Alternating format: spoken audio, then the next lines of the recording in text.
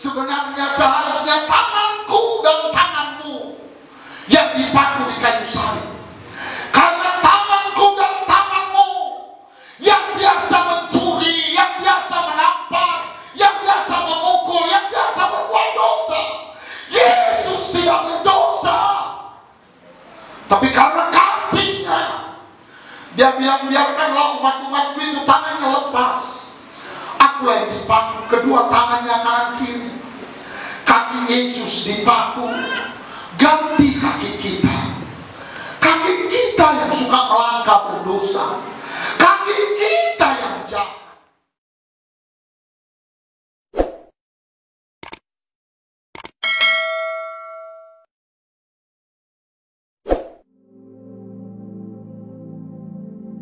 Shalom saudara, memasuki bulan ini kita memperingati hari Jumat Agung dan hari kebangkitan Tuhan Yesus atau Paskah. Salah satu perdebatan yang terjadi beribu-ribu tahun sejak gereja berdiri adalah apakah kematian dan kebangkitan Yesus itu benar-benar terjadi atau hanya isapan jempol belaka. Di dalam Voice of Pentecost kali ini, kita akan membahas mengenai fakta kebangkitan Kristus. Pertama, kita perlu bertanya dahulu, apakah Yesus benar-benar mati secara historis di atas kayu salib? Karena ada juga teori yang beredar di luar sana bahwa Yesus tidak benar-benar mati. Faktanya adalah Yesus secara historis terbukti benar mati di atas kayu salib menurut hukuman Romawi saat itu. Kita memiliki bukti-bukti kuat dari kitab Perjanjian Baru dan kitab sejarah di luar Alkitab yang mencatat ada seseorang bernama Yesus yang betul-betul mati di atas kayu salib. Kedua, bahkan seorang pakar sejarah Perjanjian Baru yang juga seorang ateis dan kritikus utama terhadap kebangkitan Yesus, yaitu Dr. Gerd Ludemann, berkata, secara historis tidak dapat disangkal bahwa Yesus betul-betul mati. Nah, yang seringkali menjadi pertanyaan orang adalah, apakah betul Yesus itu bangkit dari kematian? Bagaimana saya bisa menjelaskan hal ini kepada orang yang ragu? Hari ini, kita akan melihat setidaknya 4 fakta sejarah yang membuktikan kebangkitan Kristus. Pertama, fakta bahwa kubur Yesus itu kosong. Ini adalah salah satu bukti terpenting mengenai kebangkitan Yesus. Karena bahkan orang-orang yang tidak setuju dengan pengajaran Yesus, yaitu para imam kepala dan orang Farisi, mengakui bahwa kubur itu kosong. Ketika para murid mulai berbicara mengenai Tuhan Yesus yang bangkit dari kematian, mereka sampai harus membuat berita bohong bahwa murid-muridnya datang dan mencuri mayat Yesus. Poinnya adalah, imam-imam kepala saat itu juga sadar bahwa kubur Yesus kosong, tetapi mereka tidak mau mengakui kebangkitan Tuhan Yesus. Mereka membuat berita bohong yang tersebar sampai hari ini. Imam kepala dan orang Farisi tidak bisa menjelaskan bagaimana kubur itu kosong. Kedua, fakta bahwa prajurit Romawi turut menyaksikan kebangkitan Yesus. Kubur Yesus dijaga oleh para prajurit Romawi yang diminta sendiri oleh para imam kepala dan orang Farisi kepada Pilatus. Bagaimana mungkin penjaga-penjaga yang memeterai kubur itu dan menjaganya tidak sadar kalau ada murid yang berusaha mencuri dan membuka batu kuburan itu? Alkitab malah mencatat ketika Yesus bangkit, penjaga-penjaga itu gentar ketakutan dan menjadi seperti orang-orang mati. Kalau prajurit Romawi lalai melaksanakan tugas, seharusnya mereka dihukum mati, bukan? Tetapi faktanya adalah mereka diberikan sejumlah besar uang untuk tutup mulut perihal mujizat kebangkitan Yesus. Ketiga, fakta pertobatan Yakobus saudara Yesus dan juga Saulus. Yakobus yang adalah saudara kandung dari Yesus juga awalnya tidak percaya bahwa Yesus betul-betul anak Allah. Malahan jika kita baca dari Markus 3 ayat 21 dan Yohanes 7 ayat 1-10, jelas tertulis bahwa saudara-saudaranya sendiri pun tidak percaya kepadanya. Tetapi apa yang terjadi dalam kitab Kisah Para Rasul? Kita menemukan Yakobus saudara Yesus menjadi kepala gereja di Yerusalem. Sekarang, menurut saudara, apa yang bisa mengubah hati Yakobus dari yang tidak percaya kepada pelayanan Yesus berubah menjadi kepala gereja dan bahkan mati martir setelah kematian saudaranya sendiri? Jelas kebangkitan Kristus yang mengubah hati Yakobus. Perubahan hati dari Yakobus yang bahkan mati menjadi martir sekitar tahun 60 membuktikan berita tentang kebangkitan Yesus adalah nyata. Bagaimana dengan Saulus?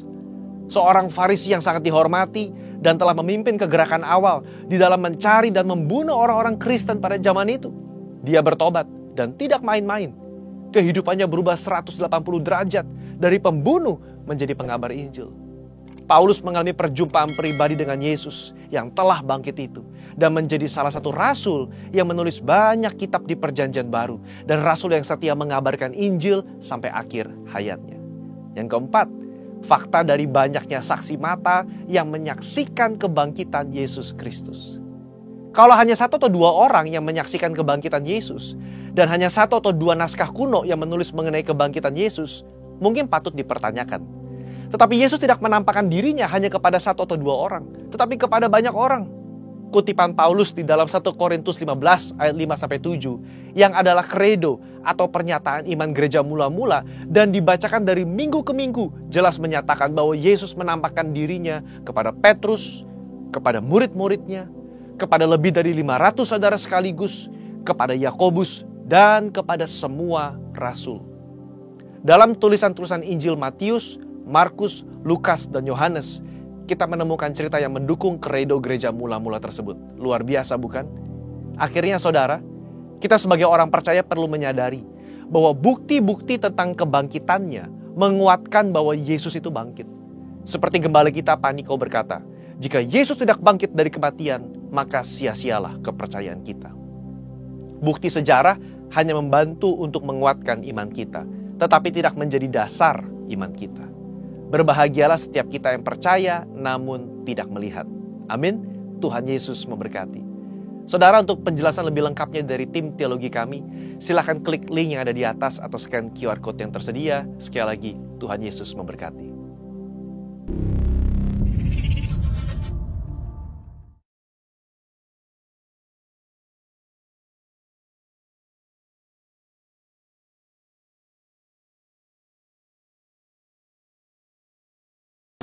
Firman-Mu itulah kehidupan buat kami. Firman-Mu itulah Allah sendiri yang memberkati kami. Kami didewasakan oleh Firman-Mu ya Tuhan. Di dalam nama Yesus Kristus kami telah berdoa, haleluya. Semua kita yang diberkati Tuhan sama-sama katakan amin. Silakan duduk Bapak Ibu. Tuhan memberkati. Salam. Mari kita buka Alkitab kita dari kitab 1 Korintus pasal 15 ayat 1 sampai ayat 11. Baik, firman Tuhan kita beri tema berkat Paskah atau berkat dari kematian Tuhan Yesus di kayu salib, kebangkitan Kristus. Dan sekarang saudara-saudara, aku mau mengingatkan kamu kepada Injil yang aku beritakan kepadamu dan yang kamu terima dan yang di dalamnya kamu teguh berdiri. Sama-sama 2-3 ya. Oleh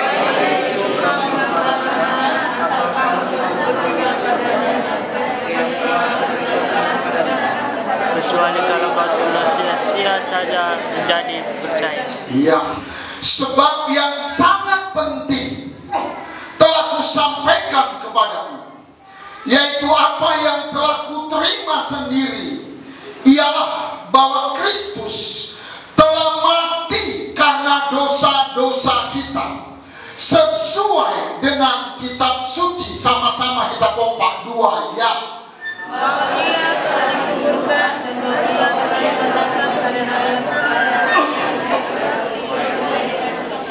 bahwa Ia telah menampakkan diri kepada Kefas dan kemudian kepada ke-12 muridnya sama-sama. Sesudah itu Ia menampakkan diri kepada lebih dari 500 saudara sebanyak dari sebagian masih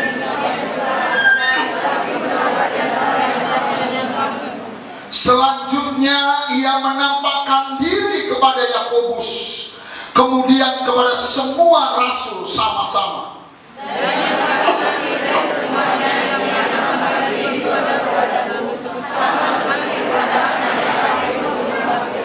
Karena aku adalah yang paling hina dari segala rasul, bahkan tidak layak disebut rasul, sebab aku telah menganiaya jemaat Allah.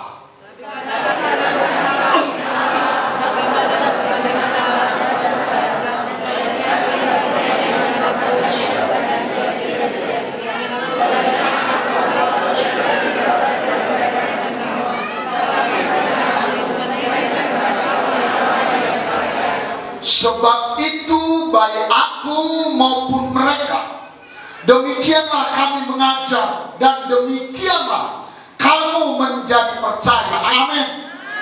Bapak Ibu Saudara yang dikasihi Tuhan, dari firman Tuhan yang sangat-sangat luar biasa, firman Tuhan yang sangat-sangat jelas, sangat-sangat tegas, di ibadah Paskah, di ibadah Jumat Agung hari ini, Alkitab menjelaskan ada satu yang sangat penting.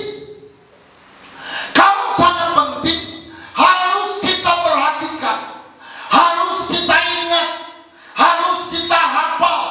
Yang sangat penting, kata Tuhan melalui Rasul Paulus, ku sampaikan padamu. Apa yang sangat penting itu? Kita lihat yang pertama, bahwa Yesus Kristus Tuhan sudah mati di kayu salib. Katakan amin. Bahwa Yesus sudah mati di kayu salib.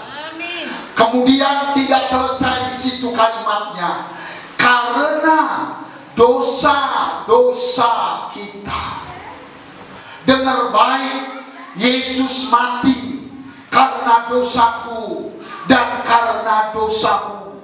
Yesus disalibkan karena dosa kita semua. Yang mengerti katakan amin. Kita baca 2 Korintus 5 ayat 21. Dia yang tidak mengenal dosa, dia kenal pun tidak dosa. Sekalipun dia manusia 100%, sebagai manusia 100%, dia bisa berbuat dosa. Tapi jangankan berbuat, Yesus kenal pun tidak. Yang namanya benci, yang namanya sakit hati, yang namanya tersinggung, yang namanya dendam, yang namanya sungut-sungut, dia tidak kenal. Terus kita baca apa katanya? Yang tidak mengenal dosa, sama-sama 2-3 ya, telah dibuat menjadi dosa karena kita, supaya di dalam Kristus kita, saya dan saudara, dibenarkan oleh Allah. Kita beri tepuk tangan buat Yesus, Tuhan yang luar biasa. Katakan amin. Saudara, saya bergetar beberapa hari ini, selalu Tuhan ingatkan ayat ini. Aku jangankan berdosa, kenal pun aku tidak dengan dosa. Aku tidak kenal dosa. Tapi Yesus dijadikan dosa, dikorbankan jadi dosa. Saudara, dosa itu sangat berbahaya. Itulah penyakit yang paling mematikan di bumi ini. Dosa itu lebih parah dari kanker. Dosa itu lebih parah dari kebodohan. Dosa itu lebih parah dari kemiskinan. Dosa itu jahat dan sangat dibenci Tuhan. Dosa, kata Yohanes pasal 9, membuat doa kita tidak mau didengar oleh Tuhan. Saudara yang dikasih Tuhan, dosa membuat Tuhan jijik dengan kita. Kita lihat Yesaya 59 ayat 1 dan 2. Dosa itu sangat parah. Sesungguhnya tangan Tuhan tidak kurang panjang untuk menyelamatkan, dan sesungguhnya pendengarannya tidak kurang tajam untuk mendengar. Ayat 2, kuat-kuat. Tetapi yang merupakan pemisah antara kamu dengan Allah ialah segala apa? Kejahatan. Dan yang membuat dia menyembunyikan terhadap kamu sehingga ia tidak mendengar ialah apa? Dosa kita. Roma 6 ayat 3. Dosa itu membuat kita masuk neraka. Sebab upah dosa ialah maut. Tetapi karunia Allah, anugerah Allah ialah hidup yang kekal dalam Kristus Yesus Tuhan kita. Upah dosa maut. Ada orang begitu bahagianya hidup di dunia ini seperti dia punya semua. Tetapi kalau dia tidak terima Yesus, hidup kita nggak lama Bapak. Puji Tuhan, kalau Tuhan izinkan bisa 80 tahun, puji Tuhan. Biasanya udah masalah sampai 90 tahun. Tetapi kalau kita tidak terima Yesus, kita tidak percaya Yesus, kita tidak ada Paskah, saudara, kita binasa. Karena itu saudara, betapa kasihnya luar biasa. Bapak Ibu, di hari Paskah ada satu yang sangat penting kata kita, yang sangat penting kuberitahukan padamu, yang sangat penting. Kalau itu katanya sangat penting, berarti penting buat pertumbuhan iman kita. Itu penting buat merubah karakter kita. Itu sangat penting buat keluarga, buat usaha, buat pelayanan kita. Apakah itu saudara? Ada satu kata kunci yang harus kita pegang tiap-tiap Paskah, bahwa semua dosa kita sudah selesai, sudah diampuni oleh Tuhan Yesus Kristus di kayu salib. Katakan amin. Semua salahku, semua salahmu, semua sungut-sungutmu yang mencengkelkan itu sudah diampuni oleh Tuhan di kayu salib. Bukan akal, tapi sudah. Kita baca 1 Petrus 1 ayat 18-19.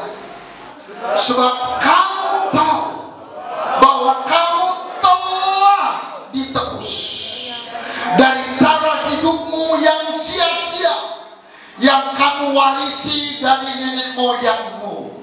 Itu bukan dengan barang yang fana, bukan pula dengan perak, permata atau emas. Ayat 19 katanya 2-3 ya.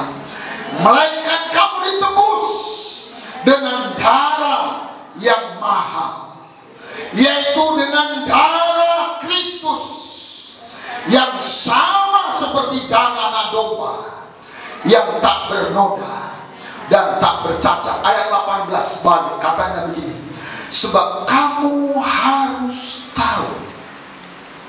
Kata tahu dalam Alkitab artinya percaya. Kamu harus percaya sungguh-sungguh. Apa yang kita percaya ayat 18? Bahwa kamu telah, bukan akan. Apa katanya? Telah. Bahwa dosamu yang besar itu telah diampuni. Dengar baik, hari ini satu yang harus kita tahu pulang dari Paskah, semua dosamu itu sudah diampuni Tuhan. Bisa dengar? Nasihat Tuhan, jangan ulangi lagi berbuat dosa. Mungkin tanpa sengaja, jangan kasih orang, jangan tanya. Ada istri-istri, kalau istri jarang, istri baik-baik gitu. Amin saudara. Nggak sengaja, sempat punya niat ingin selingkuh, itu dosa. Sempat punya niat. Kalau udah chattingan 4 kali, dibalas 5 kali. Jangan teruskan, itu dosa. Tapi dosa itu sudah diampuni Tuhan. Buat suami-suami yang sempat berselingkuh, bertobatlah. Tapi dengar, dosamu sudah diampuni oleh Tuhan. Ayat 19 itu kata kunci. Kamu harus tahu, kamu harus percaya sungguh-sungguh bahwa dosamu sudah diampuni.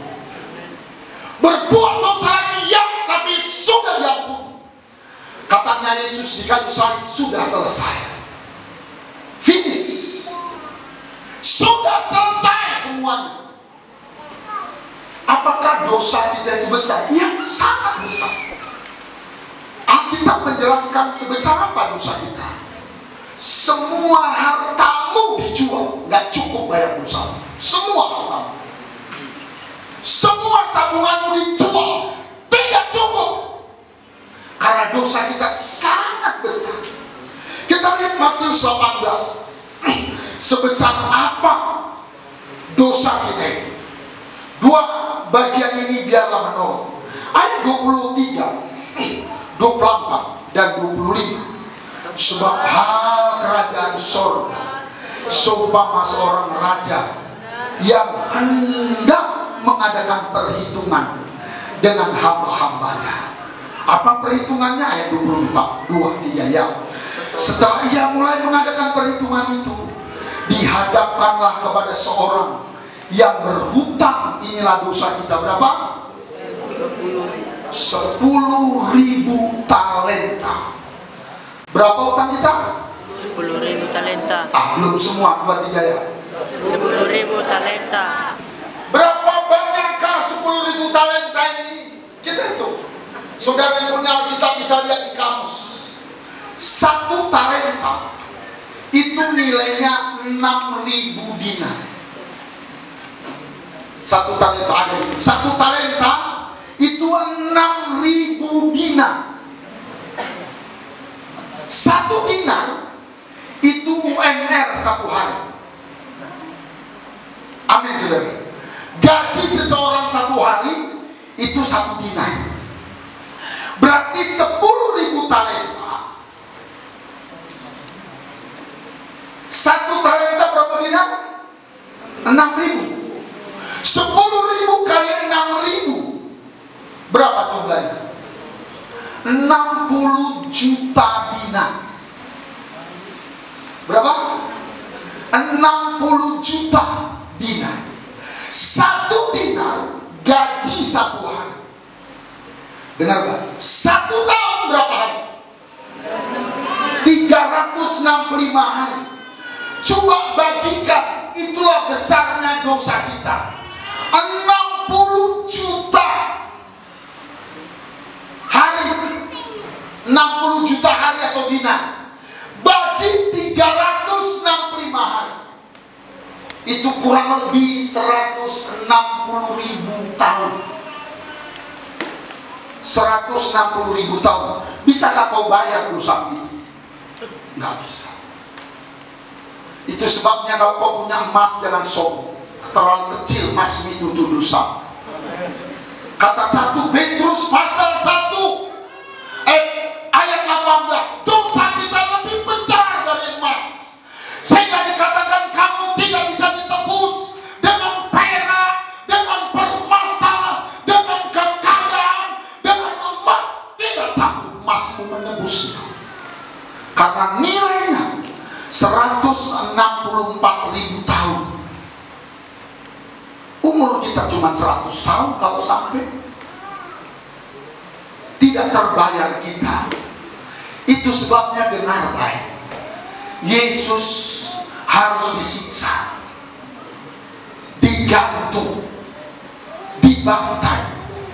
Kita lihat lagi Matius pasal 18. Baca ayat 25. Tetapi karena orang itu tidak mampu melutaskan hutangnya, raja itu memerintahkan. Lihat apa perintahnya untuk bayar hutang. Pertama, dirinya dijual. Dosaku aku dijual. Itu yang pertama. Yang kedua kita baca apa katanya? Anaknya dijual. Anakku gak banyak, cuma 3. 3 dijual. Kata kitab istrinya dijual. Utang gak lunas, dosa gak lunas. Besar atau kecil dosa kita? Dosa besar. Kalau kita bisa hari ini diampuni, itu satu anugerah yang luar biasa. Katakan amin. Saudara, aku dijual, nggak cukup untuk membayar dosa. Anak-anakku dijual, nggak cukup untuk membayar dosamu. Ibu-ibu, suamimu dijual, istrimu dijual. Itu tidak cukup untuk membalas, untuk membayar hutang dosa. Nggak cukup, sangat tidak cukup, sangat tidak cukup. dosa bukan kecil. Dengar, lihat Bapak Saudara, itulah sebabnya Yesus ditelanjangi. Dia dikenakan dosa, dia diludahi, dia dipukul, dia diseret, diucapkan kata-kata yang tidak kata-kata kepada Yesus. Bukan cuma itu, kalau kita baca kitab saudara, tangannya dipaku di kayu salib. Tangan Yesus tidak berdosa.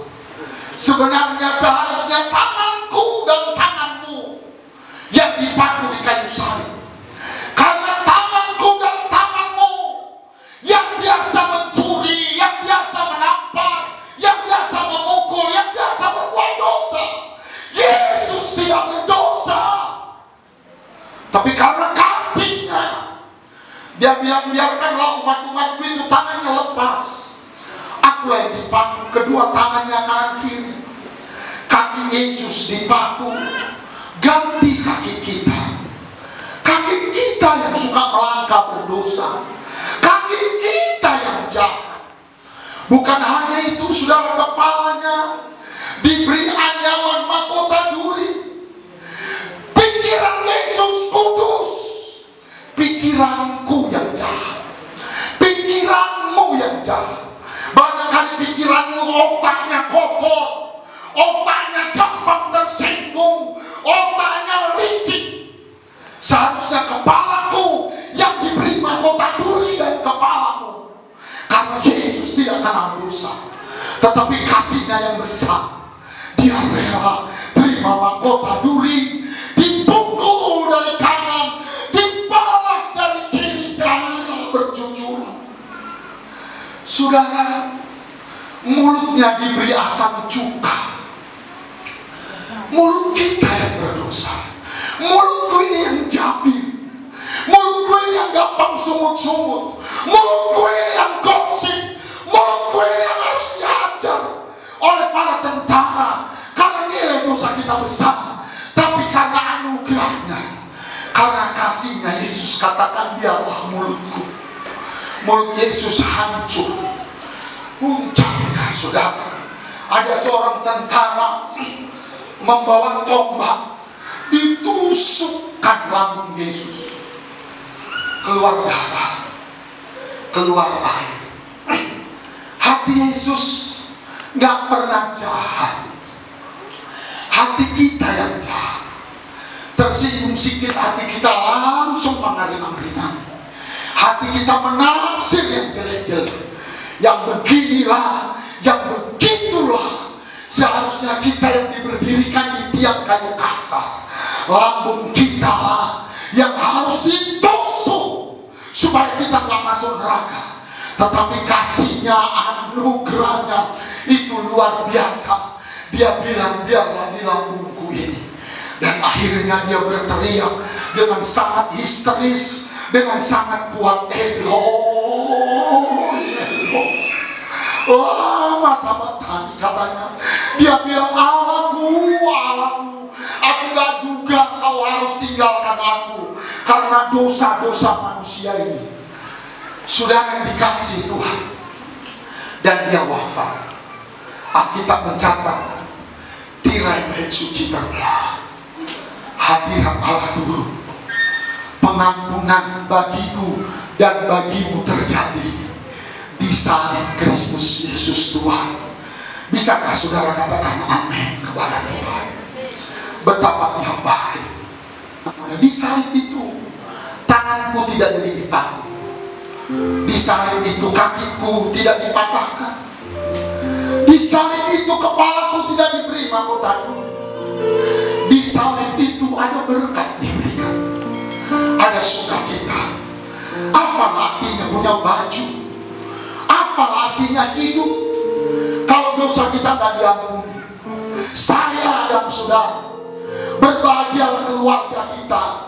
Kita kenal, kita jumpa dengan Yesus. Kita punya Tuhan yang baik, Dia yang tidak berdosa dijadikan dosa, sehingga yang cantik bernilai plus, yang ganteng jadi bernilai plus, yang sederhana jadi bernilai plus. Sudah, Bapak kemarin coba iseng-iseng ingin mengetahui,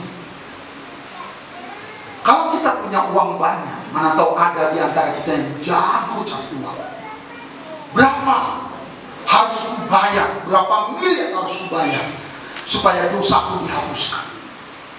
Saudara, kata kita, dosa kita tadi nilainya berapa? 10.000 talenta.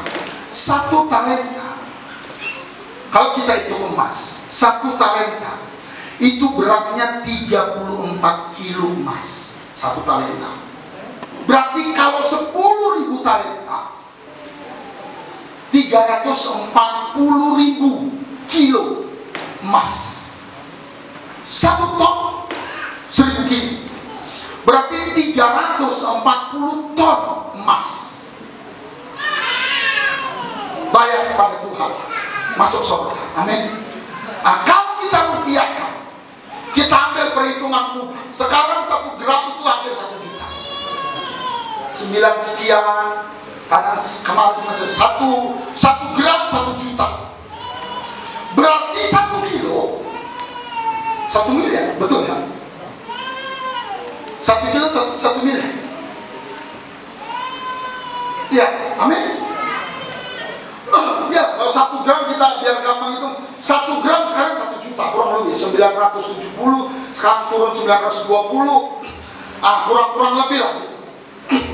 Berarti kalau 1 kilo kan 1000 gram, berarti 1 miliar. Betul atau betul? 340.000 kilo kali 1 miliar, tambah nolnya 12, jadi 340 triliun, nolnya 12. Bisa bilang amin?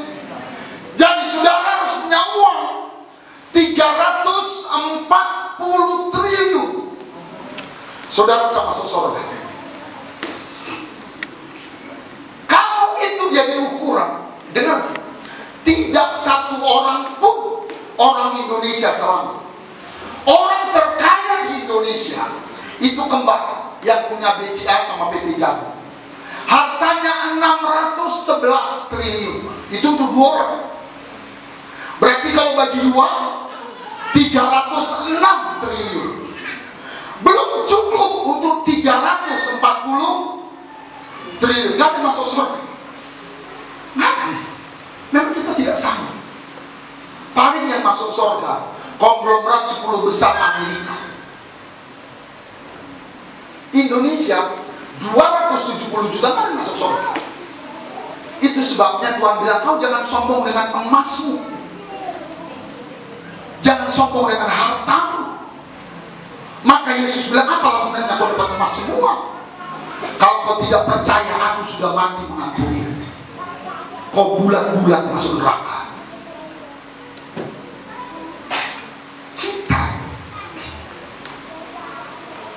Nggak tahu yang nyata mungkin nggak ada satupun yang punya emas begitu yang nyata. Sudah yang dikasih Tuhan, berarti nggak ada kita masuk surga. Tapi puji Tuhan saudara, ada kita yang punya emas setengah gram pun nggak ada. Tapi karena Yesus, Dia bayar dengan nyawanya, Dia bayar dengan darahnya, Dia bayar dengan badannya.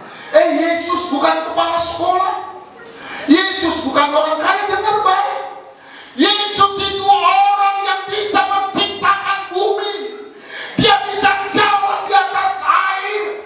Yesus itu bukan kaleng-kaleng, Dia bisa membuat orang mati hidup. Nyawanya lah yang diserahkan untuk aku dan untuk engkau. Emang kita pikir Yesus itu tukang legging, tukang bangunan? Tidak. Yesus kalau Dia mau, Dia bisa bikin bumi 10 lagi.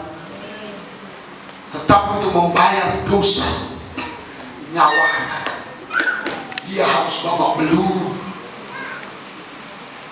Kenapa bisa aja Yesus mati dipancung kepalanya? Selesai. Bisa kan? Tapi tidak begitu untuk menyelesaikan dosa kita. Dosa itu diselesaikan bukan dengan mudah. Karena itu saudara, harus dua yang kita kerjakan. Yang pertama, selalu bersyukur. Terima kasih Tuhan. Hanya kemurahan Tuhan. Kalau kami tidak sanggup, ada yang sanggup 340 triliun. Untunglah ada Allah kita, ada Yesus, ada Tuhan yang menyelamatkan. Bilanglah sama sebelahmu, pegang kuncinya. Percaya dosamu sudah diampuni. Roma 8 ayat 1. Demikianlah sekarang tidak ada penghukuman bagi mereka yang ada di mana? Di dalam Kristus. Apa yang harus kita lakukan? Cepat saja. Tiga. Yang pertama Mazmur 2 ayat 11 dan 12. Beribadahlah, berdoalah kepada Tuhan dengan takut dan ciumlah kakinya dengan gemetar. 12. Supaya Tuhan jangan murka dan kamu binasa di jalan. Dengar, yang pertama apa yang kita lakukan? Berdoalah, beribadahlah dengan takut. Dengan takut itu dengan hormat. Dengar kalimat firman Tuhan ini. Bukan saja dengan cinta. Beda cinta dan hormat. Ada orang cuma cinta Tuhan. Karena ayatnya berkata seperti itu. Kasihlah Tuhan Allahmu dengan segenap hatimu. Itu sebabnya banyak orang beribadah sambil main HP, sambil eceh-eceh. Kalau bilang cinta, ya aku cinta, tapi kau tidak hormat. Alkitab katakan, orang yang menghargai sama, dia mengerti beribadah dengan hormat, dengan takut. Saya mau ajak kita semua baju ke diri dulu. Pelayan-pelayan, layanilah Tuhan dengan hormat, bukan dengan cinta. Kata iblis, kata kitab, iblis pun percaya sama Tuhan. Gak percaya pun cinta, biarlah gagah. Tapi dia main game. Dengar, ya Anda sudah beribadah dengan cinta, bagus. Tapi yang kau mau, yang Tuhan mau, beribadahlah dengan gemetar, beribadahlah dengan hormat. Kita mengerti mengangkat tangan, sebab kau besar, perbuatanmu ajaib. Tapi ada orang Kristen yang tetap santai beribadah. Aku mengasihi jam. Alkitab, Mazmur, gak cuma mengasihi. Beribadahlah dengan gemetar. Ayat 2 bilang, ciumlah kaki Tuhan dengan gemetar. Kita beri tepuk tangan buat Yesus Kristus. Kuasanya akan turun menolong. Yang kedua, dengan cepat saja 1 Korintus 6 ayat 20. Apa yang kita lakukan? Setialah melayani Tuhan. Setia kau berbuat-buat pekerjaan Tuhan. Sebab kamu telah dibeli dan harganya telah lunas. Bisa bilang amin?